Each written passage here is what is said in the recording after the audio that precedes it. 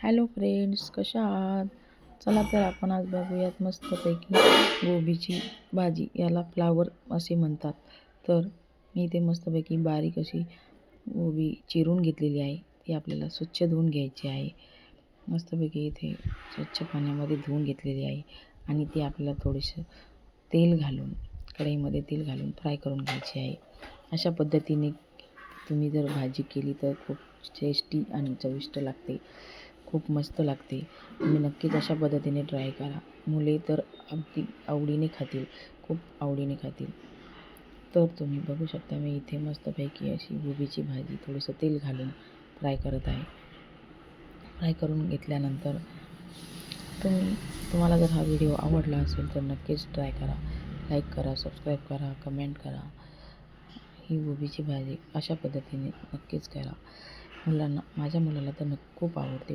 तो नेहमी म्हणतो गोबीची भाजीच कर रोजच. अशा पद्धतीने तुम्ही पण करा. तुमची मुलेसुद्धा असेच म्हणतील. तर मी इथे आता गोबीची भाजी फ्राय करून घेतली. फ्राय करून घेतलेली आहे. त्यानंतर आपल्याला आता फोडणी द्यायची आहे त्याला. तर मी इथे तेल थोडंसं घालून थोडंसं मोहरी घातलेली आहे आणि लसूण घातलेला आहे. लसूण आपल्याला थोडंसं लालसर होईपर्यंत परतून घ्यायचं आहे आणि थोडंसं जिरे घालायचं आहे. तुम्ही बघू शकता इथे लसूण हा लालसर झालेला आहे. त्यानंतर आपल्याला यामध्ये चटणी पावडर घालायची आहे. आपल्या चवीनुसार तिखट लागत असेल तर तिखट घालायची आहे जास्त. मग कोथिंबीर घालायची आहे. थोडंसं अंबारी मसाला असेल तर अंबारी मसालासुद्धा घालू शकता. आम्ही घरचा काळा मसाला वापरतो. तर इथे काळा मसाला घालत आहे मी थोडंसं. आणि आपलं तीळ कारळाची बारीक केलेली पूडसुद्धा आहे माझ्याकडे, तर ती पण मी घालत आहे आणि थोडंसं टोमॅटो घालत आहे आणि याला आपल्याला थोडंसं परतून घ्यायचं आहे. ग्रेव्ही ही बनली पाहिजे.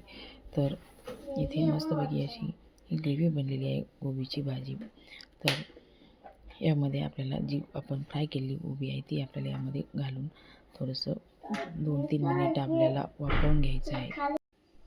2 ते 3 मिनटं मस्त असं फ्राय करून घ्यायचं आहे आपल्याला आणि त्यानंतर थोडंसं पाणी घालायचं आहे. म्हणजे की आपल्या भाजीला थोडंसं पाणी घातल्यावर ती शिजून त्यावर तवंग येईल. असं जास्त पाणी घालायचं नाही. पाणी जर जास्त घालायचं तर त्याची चव बदलते. आणि हळद पावडर आणि थोडंसं मीठ घालायचं आहे. चवीनुसार मीठ घालायचं आहे. तर ही भाजी तुम्ही बघू शकता खूप मस्तपैकी छान झालेली आहे. तुम्ही सुकी पण अशीच ठेवू शकता किंवा मग थोडंसं पाणी घालून ग्रेव्ही बनवू शकता थोडीशी. तर ही भाजी खूप छान आणि टेस्टी बनलेली आहे. तुम्ही पण बघू शकता. मस्तपैकी असं 2 ते 3 मिनटं वाफवून घ्यायचं आहे. गोबी ही छानपैकी अशी तेलात वाफळून घेतलेली आहे आणि थोडंसं पाणी आता शिजण्यासाठी त्याला घालत आहे. भाजी ही खूप छान टेस्टी बनलेली आहे. तुम्ही बघू शकता. तुम्हाला जर या पद्धतीने करायचं असेल तर नक्कीच ट्राय करा. थँक्यू.